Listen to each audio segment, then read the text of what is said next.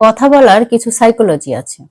Number 1, কারো সাথে যখন কথা বলতে হয় তখন তাকে সম্বোধন করে কিংবা তার নাম ধরে ডেকে কথা বলতে হয়। তাহলে কথার গুরুত্ব পাওয়া যায়। নাম্বার 2, যখন কেউ রেগে যাবে তখন তার সাথে শান্তভাবে কথা বলতে হয়। তাহলে সে ধীরে ধীরে শান্ত হয়ে যাবে। নাম্বার 3, খুব দ্রুত বাচনভঙ্গি থাকা উচিত নয়। খুব দ্রুত যখন আপনি কথা বলবেন তখন মানুষের বুঝতে সমস্যা হবে, আপনার কথার গুরুত্ব কমে যাবে। নাম্বার 3, যখন আলোচনার মাধ্যমে কোনো কথা হবে তখন আপনাকে অবশ্যই ধীর গতিতে কথা বলতে হবে।